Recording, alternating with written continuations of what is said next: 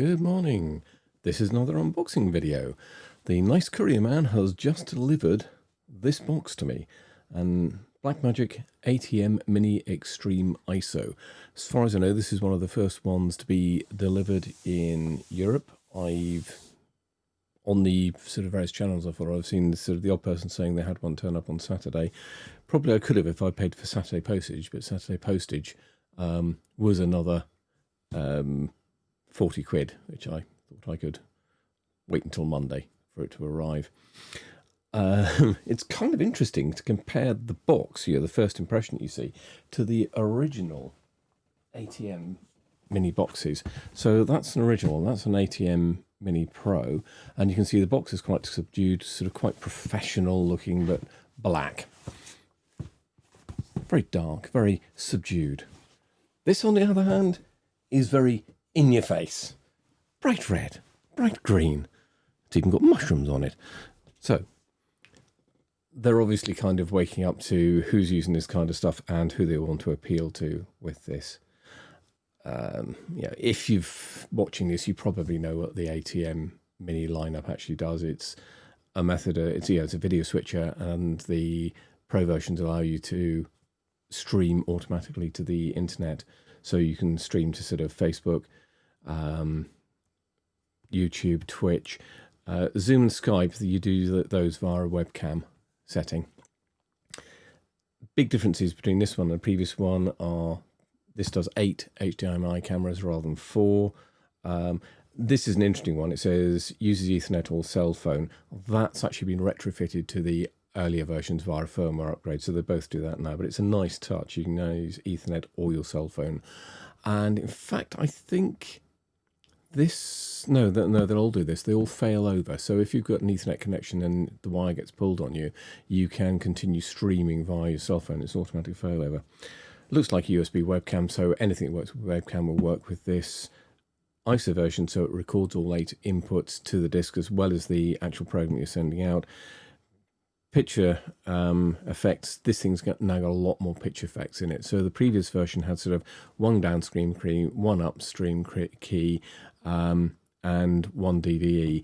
This thing has now got, I think it's 2 downstream keys, 2 upstream keys, and a bunch of DVEs on it. It's a far more capable box. Looking at the next side of the box, up to 8 inputs, powerful broadcast, yes, I would agree with that, and transitionals, yeah. On the back of the box, lots of gumph about how great it is. Lots of bits and pieces about the various connections. I'll run over those who do it. Advanced chroma key, so it does chroma key that green screen inside the box. If you've ever used the green screen on Zoom or Microsoft Teams or something like that, this thing will just blow it out of the water. It is so much better at doing that. On the ends, waiting for the camera to snap into focus, we've got mixed audio and graphics, so it's got up to 20 internal still images, same as the other ones, but it's now got 2 media players rather than 1 media player. Monitor does multi-view as the other ones do, but it's got a more powerful multi-view, and it's got a customizable multi-view. Remote control, so remote control for cameras works with the Blackmagic cameras. I don't think it works with any others. It also has remote control in the sense that you can control the entire thing from a computer if you want to. I was talking about this with a guy who does production, because he was talking about the possibility of shifting these out to people, but then controlling it from his computer so they didn't have to control it. Get started really easily. Connect power, connect cameras, connect the software, select streaming platform, start streaming. As somebody else pointed out, this is very good. Unfortunately, it misses the bit where you have to connect it to an Ethernet cable or a phone. So there should be sort of 6 steps in there rather than 5. It's quite amusing that they missed that out. Okay, so we've been around the outside of the box. Let's get into the inside of the box.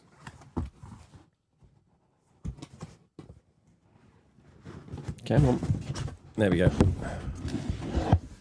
Right. So usual welcome stuff from Blackmagic.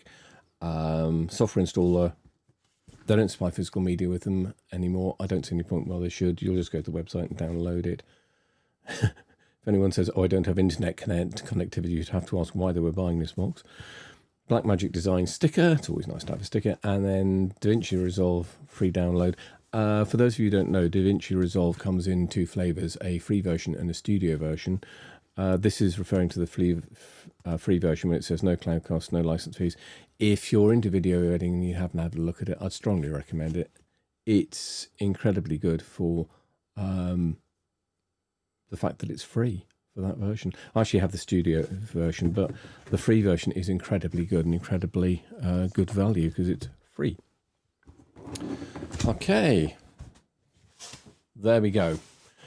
And the first impression is, wow, that is a lot of buttons. That is a lot of buttons. And this thing is heavy. So if anybody ever breaks into your studio, you could just hit them with this. Okay. Oh, one thing I didn't say was how much this cost. This cost £1,200. I actually ordered it on the night in the UK because it was announced about 6 p.m. I use a company called, I'll have to look up the end bit of their name. Apologies, this will just take a second. 3D Broadcast Sales. I always want to say Solutions. 3D Broadcast. Great company if you're buying things like Blackmagic stuff and the such. I literally, when it was announced at about 8 p.m, I emailed them saying, just seen this has been announced, can I go on the waiting list for it? I assume it's the normal £50 deposit. And one of their guys emailed me back and said, yes, certainly we'll sort that out. And then about 9 o'clock, I got an email saying it's up on the website now if you want to go and order it. So I put down, they're great for things like this when stuff is pre-launch, because you basically put down a 50 quid deposit, which is great because it takes out people who are time wasters, and they just get them as soon as they come into the country. So literally, I think the first ones that arrived in Europe, I saw people starting to unbox on Fridays, but most people sort of weren't getting them. I think technically in the UK, I could have had this on Saturday if I'd been willing to pay for Saturday delivery, but it was an extra 40 quid, and I felt for £40, that would be, for instance, a small converter. I could wait until Monday, but literally this will be one of the first ones that is in the UK. I know that from dealing with these guys before. So if you're after Blackmagic stuff, 3dbroadcastsales.com.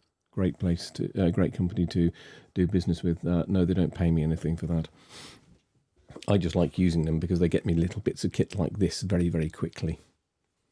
I think it's kind of useful if I had that box for the other one, if we actually get that out to have a quick look at it, because that'll show you the difference in size.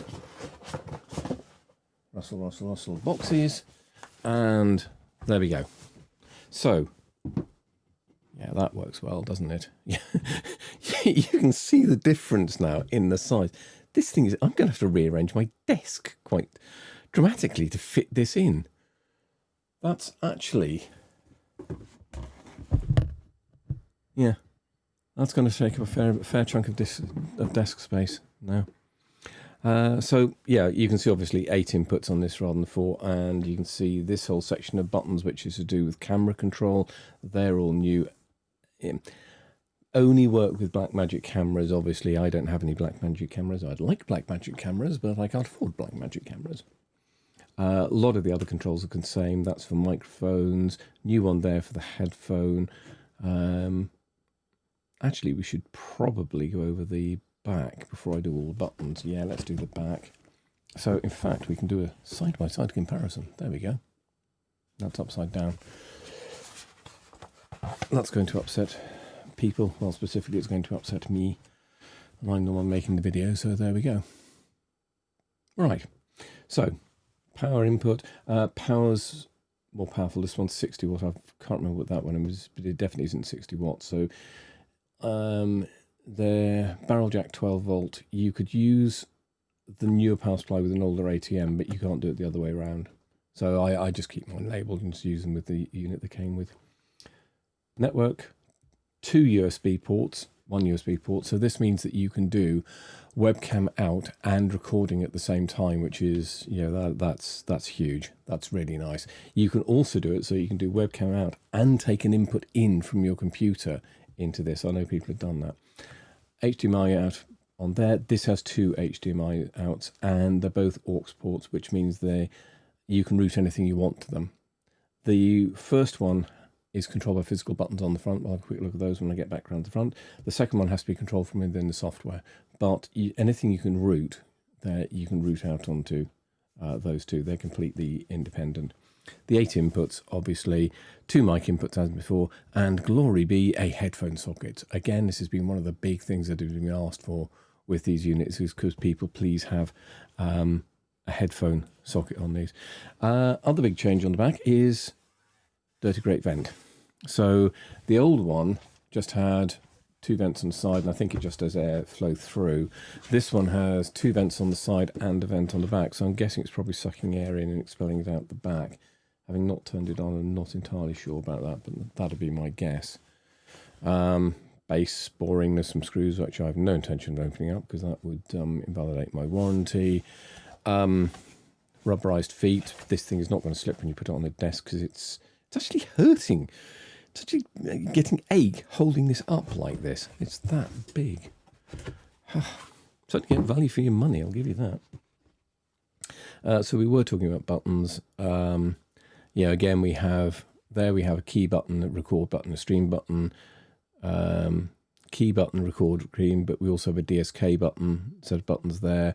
We've got the outputs there, which are going on to one. We've got 1 to 8, clean, PVW. What's PVW?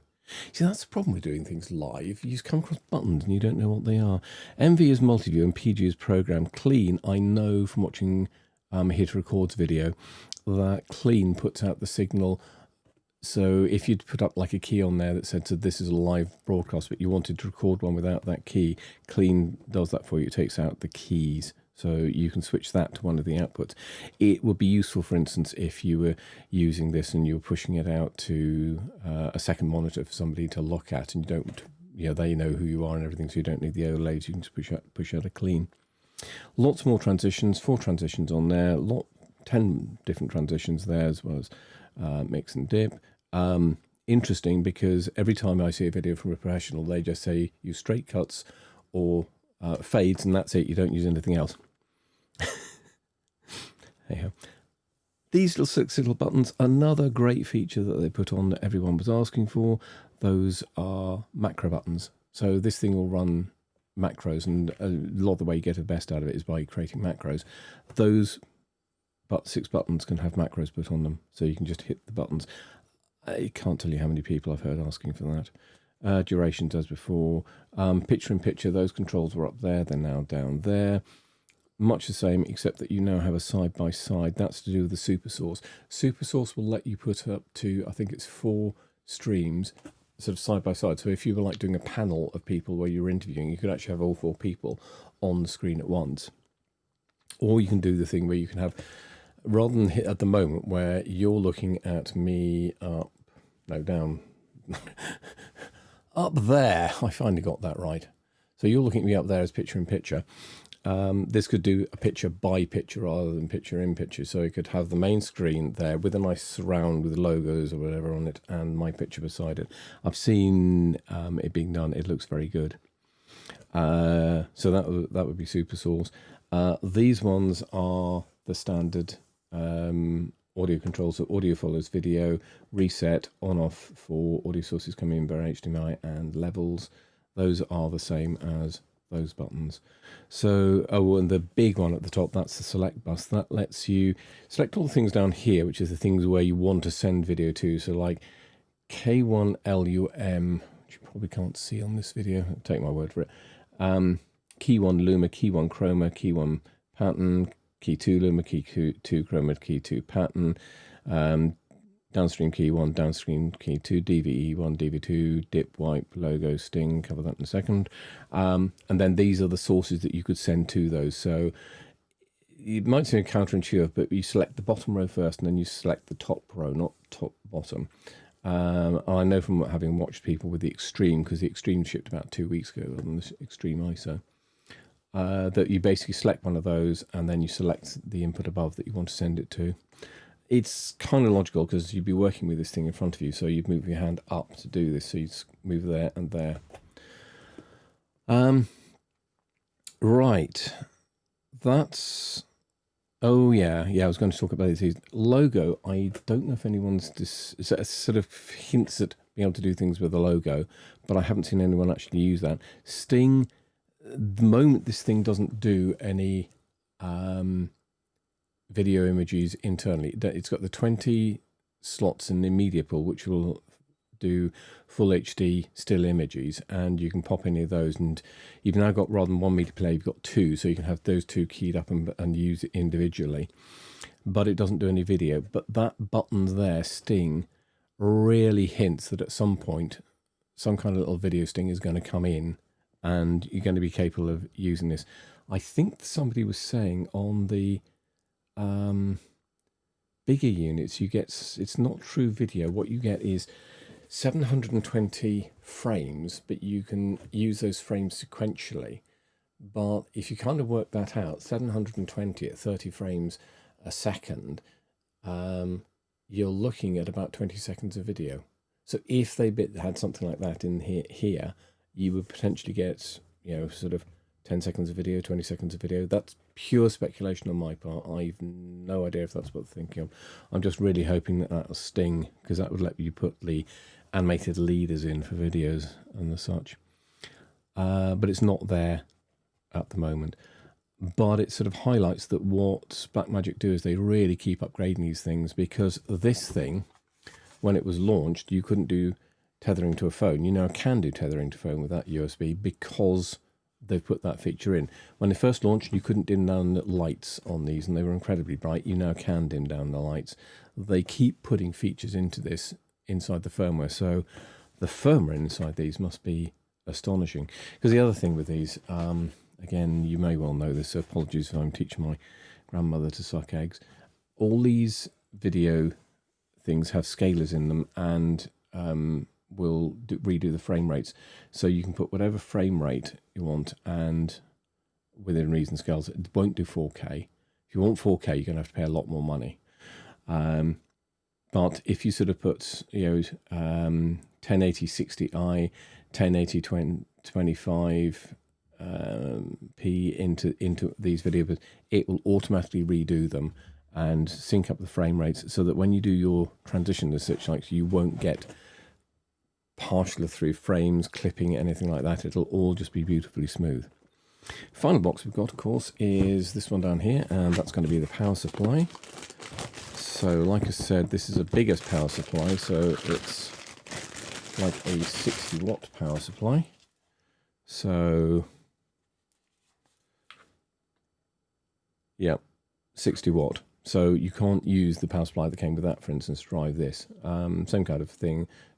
No power switch on these, which I have to admit I do find a bit of a pain. For various reasons in my setup, I like to turn it off overnight.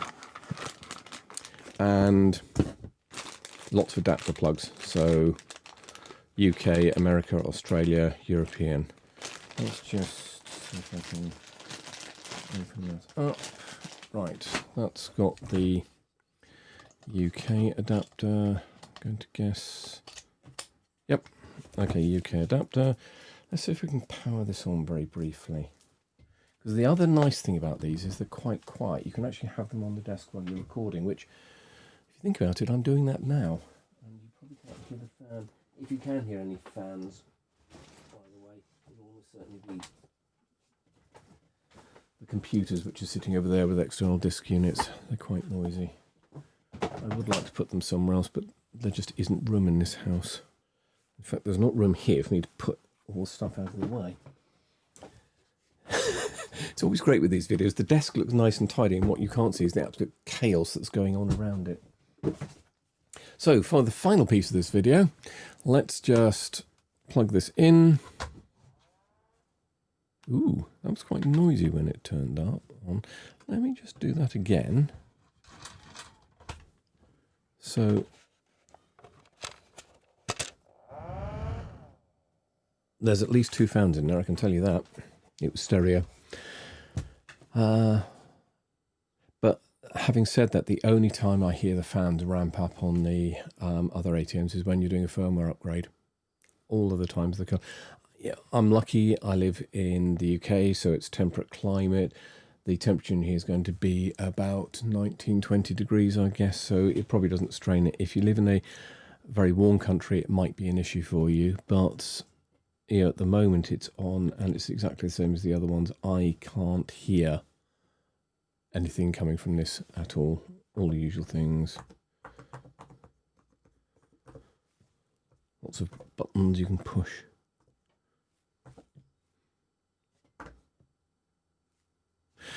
But I will wrap it up for there.